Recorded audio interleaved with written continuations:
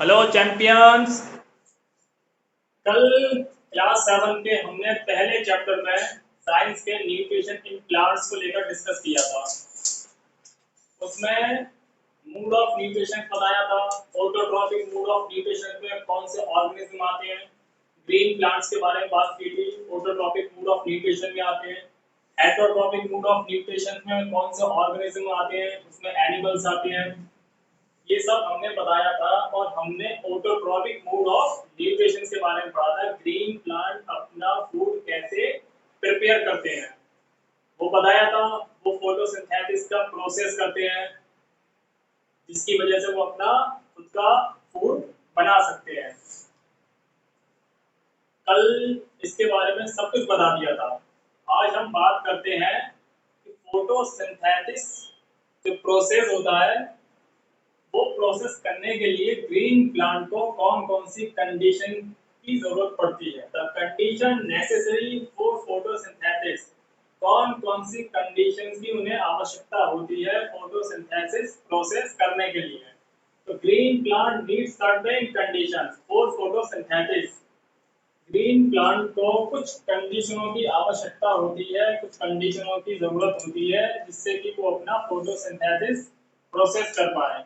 If these condition are not met, अगर ये condition उनको नहीं मिली, photosynthesis can not take place, तो फोटोसिंथेसिस का प्रोसेस नहीं होगा। आज हम देखते हैं कि कौन कौन सी कंडीशंस की रिक्वायरमेंट होती है ग्रीन प्लांट को अपना प्रोसेस करने के लिए। सबसे पहले जो कंडीशंस होती है वो होती है the presence of carbon dioxide. Presence of carbon dioxide, the presence of carbon dioxide. अब ये कार्बन डाइऑक्साइड कहाँ प्रेजेंट होती है? ग्रीन प्लांट को अपना फूड प्रिपेयर करने के लिए कार्बन डाइऑक्साइड, वाटर और भी कुछ चीजों की जरूरत पड़ती है। तो हम वन बाय वन उन चीजों को लेकर डिस्कस करते हैं। सबसे पहले the presence of carbon dioxide. Carbon dioxide की उपस्थिति होनी चाहिए ग्रीन प्लांट के अंदर। आपको कार्बन डाइऑक्साइड कैसे लेते हैं, किस तरह लेते हैं, वो इसमें बात करते हैं। सबसे पहले जो हमारा कार्बन डाइऑक्साइड होता है ये होती है CO2। ये हमारे ग्रीन प्लांट इनटेक करते हैं, मतलब लेते हैं इसको। कहां से? एयर से। एयर में काफी गैसेस होती हैं, काफी गैसेसों का रेशियो होता है जिसमें nitrogen, carbon dioxide, oxygen etcetera etcetera gases होती हैं। तो green plant carbon dioxide intake करते हैं कहां से? एयर से। अब ग्रीन प्लांट में कौन सा ऑर्गन या कौन किससे वो इनटेक करते हैं कार्बन डाइऑक्साइड, ये आपको पता होना चाहिए। मैंने कल एक वर्ड का नाम बताया था, स्टोमेटा। स्टोमेटा, और इसका फंक्शन भी बताया था। स्टोमेटा का फंक्शन क्या होता है? टू एक्सचेंज गैसेज, ये गैसों का एक्सचेंज करता है। अब ये CO2 कहां से एंटर करती है? ग्रीन प्लांट में CO2 एंटर कहां से करती है? Carbon dioxide enters the leaf, carbon dioxide enter the leaf through the thinning, through the thinning porous present on the leaf surface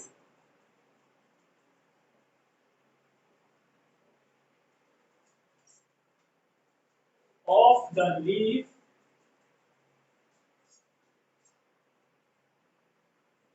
sorry यहाँ पे porous present on the lower surface है, lower surface of the leaves। जो plant की leaves होती हैं उनके lower surface पर, leaves पर लोअर सरफेस पर एक पतला पोरस प्रेजेंट होता है जिसको हम बोलते हैं स्टोमेटा।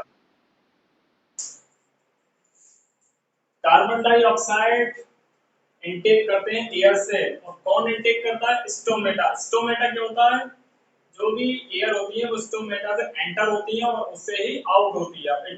स्टोमेटा प्रेजेंट कहाँ होता है? तो स्टोमेटा जो होता है CO2 enters the leaves through the tiny porous present on the lower surface of the leaves is known is called stomata। जो भी पत्ती होती है, लीव्स होती है, उसके लोअर सरफेस पर एक पतला tiny porous present होता है जिसको हम स्टोमेटा कहते हैं। तो गैसों का एक्सचेंज कौन करता है? स्टोमेटा। और मैंने ये भी बताया था स्टोमेटा के पास गार्ड सेल्स होते हैं। गार्ड सेल्स क्या करते हैं? रेगुलेट करते हैं स्टोमेटा को ओपनिंग और क्लोजिंग में। अगर गैस लेता है, कार्बन डाइऑक्साइड ले रहा है, तो रेगुलेट कौन करेंगे? Guard cells. एक बता देता हूं स्टोमेटा तो किस तरह का स्टोमेटा प्रेजेंट होता है। ये हमारा ओपन स्टोमेटा है, स्टोमा, इसे स्टोमा कहते हैं। ये ओपन है और यहाँ पर गार्ड सेल्स होते हैं, इन्हें बोलते हैं गार्ड सेल। अब गार्ड सेल का क्या काम होता है? गार्ड सेल्स रेगुलेट करते हैं, regulate their opening and closing.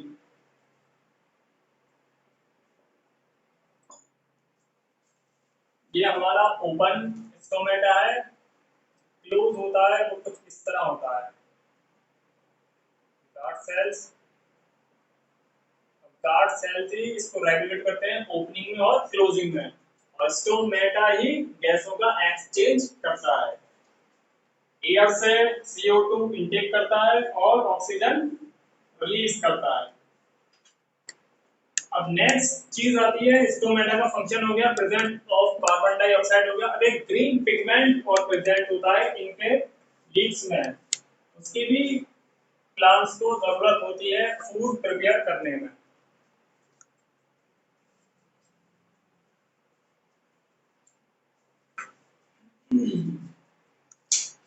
The present of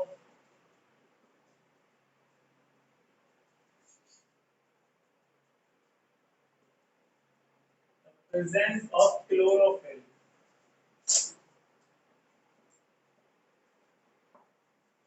chlorophyll कहाँ प्रेजेंट होता है? क्लोरोफिल एक पिगमेंट होता है। पिगमेंट किसमें होता है? ये क्लोरोफिल क्या है? एक पिगमेंट है।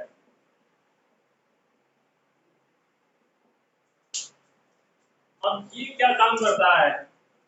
क्लोरोफिल जो पिगमेंट है ये क्या काम करता है? इट हेल्प, ये मदद करता है the leaves to capture the energy of the sunlight. जो सूरज की रे आती है, जो सनलाइट आती है, इसको क्लोरोफिल कैप्चर करता है। कैप्चर पत्तियां बेसिकली जो होती है सनलाइट लीव्स में पड़ती है, और लीव्स के अंदर एक पिगमेंट प्रेजेंट होता है जो होता है क्लोरोफिल। और क्लोरोफिल क्या मदद करता है? It helps the leaves to capture the energy of sunlight. Sunlight से जो भी एनर्जी होती है उसको कैप्चर करता है। और जो एनर्जी इसने कैप्चर की है, एनर्जी का क्या होता है? Energy is used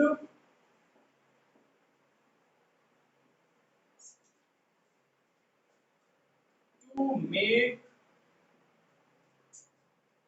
food from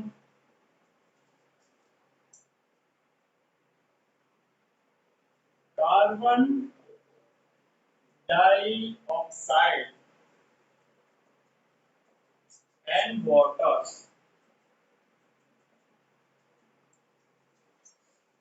सूरज से जो रेज आती हैं वो पत्तियों पे, लीव्स पे पड़ती हैं प्लांट्स के, और प्लांट्स की लीव्स के अंदर एक पिगमेंट प्रेजेंट होता है जिसको बोलते हैं क्लोरोफिल। और क्लोरोफिल क्या हेल्प करता है? It helps to the leaves to capture the energy of sunlight. Sunlight से ये एनर्जी कैप्चर करने में हेल्प करता है। और एनर्जी किसमें यूज होती है? Energy is used to make food from carbon dioxide और वाटर। वो एनर्जी से कार्बन डाइऑक्साइड और वाटर से ये अपना फूड प्रिपेयर करते हैं। अब नेक्स्ट आता है द प्रेजेंट ऑफ सनलाइट।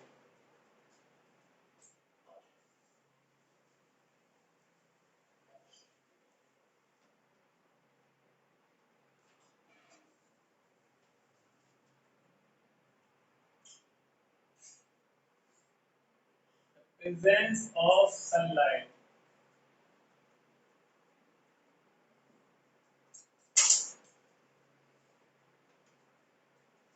जो लीफ होती है, ये लीव्स यूजली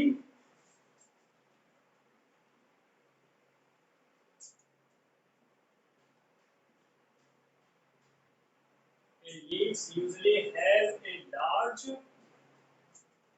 surface area। जो लीव्स होती है उसके पास सरफेस एरिया होता है, सरफेस एरिया होता है, so that it can absorb a lot of light।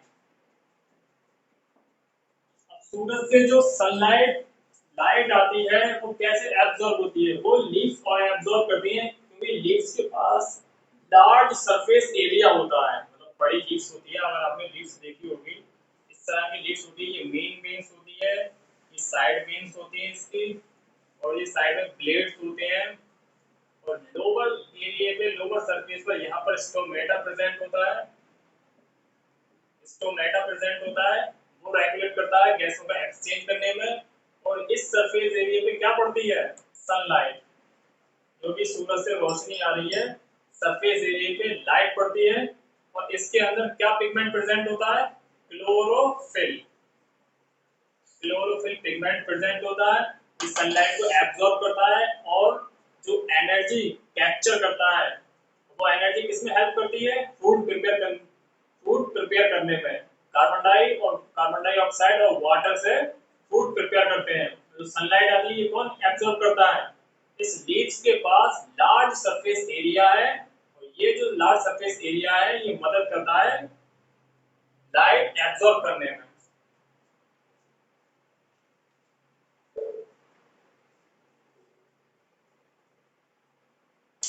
अब जो लीव्स है, ये जो अपर पार्ट होता है इसका, जो ऊपर का पार्ट है, अंदर का नहीं, जो अपर पार्ट है, जो ऊपर सरफेस आपको दिख रहा है, लाइट इस सरफेस एरिया पे पड़ रही है अपर पार्ट पे। जो भी ये अपर पार्ट है इसका लीव्स का, सनलाइट सूरज की रेज इस पे पड़ रही है।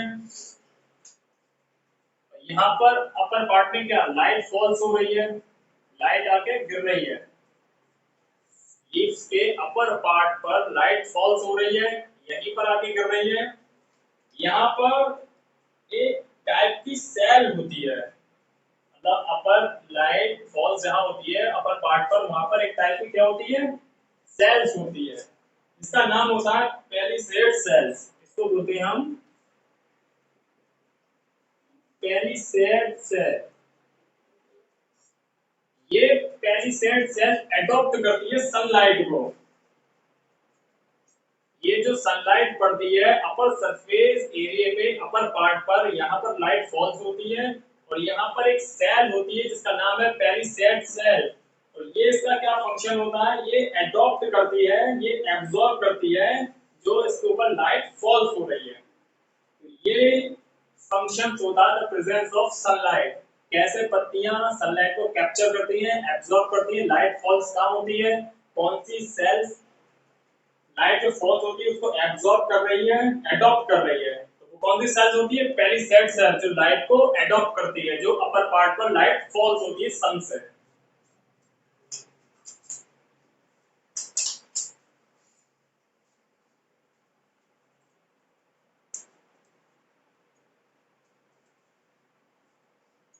CO2 प्लांट्स ने एयर से ली, और एयर से किसने ली? स्टोमेटा ने। स्टोमेटा कहाँ प्रेजेंट होता है? लीव्स के लोअर पार्ट पर, लोअर सरफेस लोअर पार्ट पर। और स्टोमेटा का फंक्शन होता है एक्सचेंज ऑफ गैसेस, एयर से कार्बन डाइऑक्साइड इनटेक करता है और ऑक्सीजन रिलीज करता है। और सनलाइट कहाँ से पड़ती है? सूरज से आती है, लीव्स के अपर पार्ट पर पड़ती है। अपर पार्ट पर एक सेल्स प्रेजेंट होती है जिसका नाम है पेलिसेड सेल। ये सनलाइट को एब्जॉर्ब करती है और एडॉप्ट करती है। फिर बात आती है द प्रेजेंट ऑफ वाटर। बिना वाटर के प्लांट्स अपना फूड प्रिपेयर नहीं कर पाएंगे, तो प्लांट्स में भी क्या प्रेजेंट होता है? Present of water. ये वाटर कैसे प्रोवाइड कराते हैं, ये इसमें देखते हैं। Plants get water they need for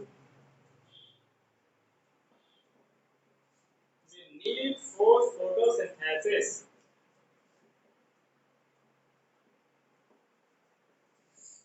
photosynthesis process के लिए प्लांट्स को वाटर की भी जरूरत होती है। अब वाटर कैसे आता है?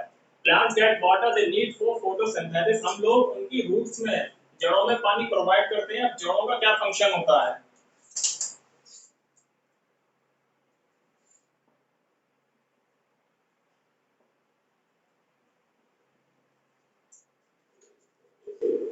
अब रूट्स जो होती हैं वो वाटर सप्लाई करती हैं प्लांट्स को, लीव्स तक।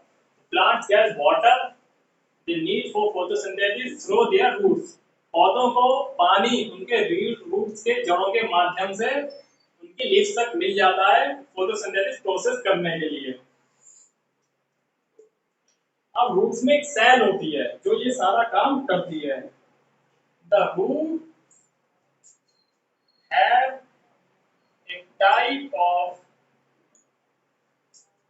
cell called a root hair cell। Roots के अंदर कौन सी सेल होती है? Roots hair cell. यही वो फंक्शन है, यही पानी को एब्जॉर्ब करती है और ये पानी को सप्लाई कर देती है प्लांट्स को। तो कौन सी सेल्स है? Roots hair cells. Root hair cells क्या करती है? रूट हेयर सेल्स एब्जॉर्ब करती है। एब्जॉर्ब, किसका एब्जॉर्ब करेगी? वाटर का। और पास कर देती है,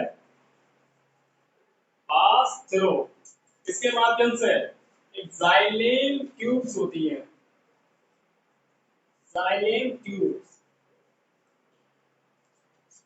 जाइलेम ट्यूब्स के थ्रू पानी कहां पहुंच जाता है? Reaches the leaves. Present of water, plants को वाटर की जरूरत होती है फोटोसिंथेसिस प्रोसेस करने में। ये फोटोसिंथेसिस प्रोसेस जब करते हैं तो रूट्स प्लांट्स को पानी सप्लाई करती है। और रूट्स के पास एक सेल होती है जिसका नाम होता है रूट्स हेयर सेल। और रूट हेयर सेल्स क्या करती है? एब्जॉर्ब करती है किसको? वाटर को। और पास कर देती है किसके माध्यम से? जाइलिन ट्यूब्स के माध्यम से वो वाटर कहां तक पहुंच जाता है? लीव्स तक। तो ये हो गया वाटर भी पहुंच गया। वाटर पहुंच गया, कार्बन डाइऑक्साइड एयर से ले ली, क्लोरोफिल हमारी पिगमेंट जो होता है लीफ में प्रेजेंट होता है। और सनलाइट की प्रेजेंस में ये प्लांट, ग्रीन प्लांट अपना फूड प्रिपेयर करते हैं। CO2 plus H2O in the presence of sunlight and chlorophyll। और ये C6H12O6 ये अपना ग्लूकोज खाना प्रिपेयर करते हैं और ऑक्सीजन रिलीज करते हैं। ये होता पूरा प्रोसेस। और ये इन्हें कुछ चीजों की जरूरत होती है फोटोसिंथेसिस प्रोसेस करने में। The condition necessary for photosynthesis, जो ये कंडीशंस होती है इन कंडीशनों की इन्हें नीड होती है फोटोसिंथेसिस प्रोसेस करने में। अब एक चीज और आती है, ये जो फोटोसिंथेसिस प्रोसेस करके अपना खाना फूड प्रिपेयर करते हैं उसके सिग्निफिकेंट क्या होते हैं, क्या महत्व होता है इसका, हमें इनके फोटोसिंथेसिस प्रोसेस से क्या फायदा होता है? एक नजर उस पर भी देख लेते हैं। सिग्निफिकेंस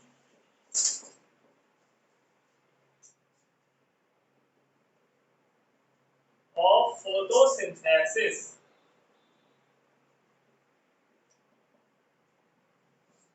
जो ग्रीन प्लांट फोटोसिंथेसिस प्रोसेस करते हैं उसके क्या महत्व है, हमें क्या फायदा होता है उससे, हमें क्या फायदा पहुंचता है। तो सिग्निफिकेंस के बारे में एक नजर देख लेते हैं, हमें क्या क्या फायदा पहुंचता है। सबसे पहले जो ग्रीन प्लांट होते हैं वो अपना फूड उससे प्रिपेयर करते हैं, उससे बनाते हैं। Green plant are the main जो अपना खाना अपना फूड खुद से प्रिपेयर करता है उसको हम बोलते हैं प्रोड्यूसर।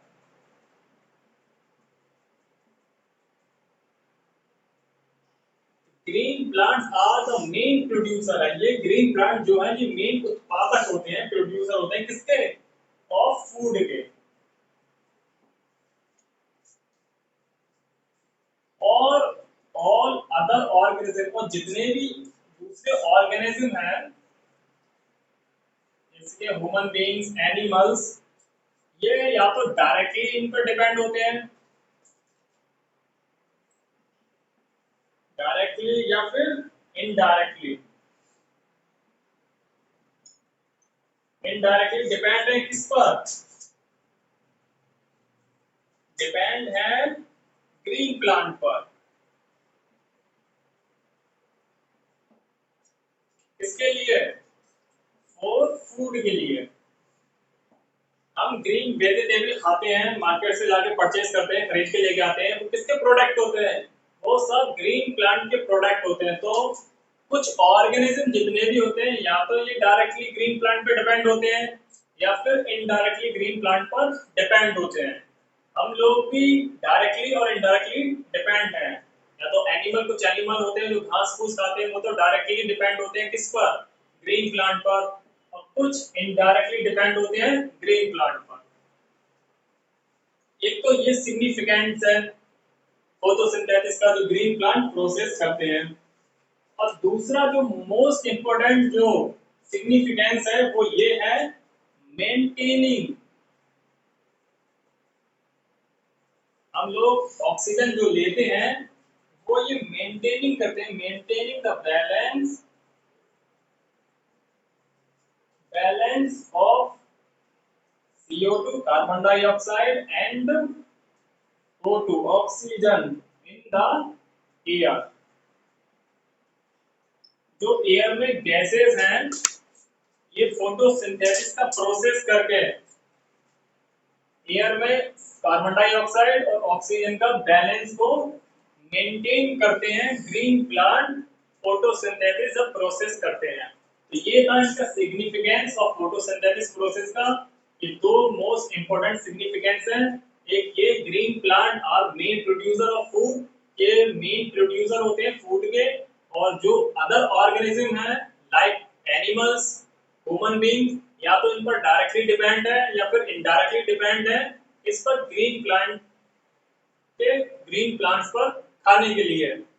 और दूसरा जो मेजर जो मोस्ट इंपोर्टेंट सिग्निफिकेंस है वो ये है कि एयर में कार्बन डाइऑक्साइड और ऑक्सीजन का बैलेंस को मेंटेन करके रखते हैं। आज के इस लेक्चर में इतना ही। नेक्स्ट लेक्चर में हम पढ़ेंगे हेटेरोट्रॉपिक मोड ऑफ न्यूट्रिशन। उसमें कौन कौन से मूड आते हैं उन सब पर हम बात करेंगे, लाइक पैरासाइटिक प्लांट्स और saprophytic plants, insectivorous plant, symbiotic relationship वगैरह के बारे में। ये नेक्स्ट लेक्चर में हम बात करेंगे। हेटेरोट्रॉपिक मोड ऑफ न्यूट्रिशन, कुछ प्लांट्स अपना खाना खुद नहीं बना पाते और दूसरे प्लांट्स पर डिपेंड होते हैं। कुछ इंसेक्ट खाते हैं, कीड़े मकोड़े खाते हैं, कुछ डेड बॉडी मरे हुए जानवरों से अपना न्यूट्रिशन लेते हैं, तो वो हेटेरोट्रॉपिक मोड ऑफ न्यूट्रिशन में आते हैं। आज के सेशन में इतना ही। नेक्स्ट सेशन में हम हेटेरोट्रॉपिक मोड ऑफ न्यूट्रिशन के बारे में बात करेंगे। थैंक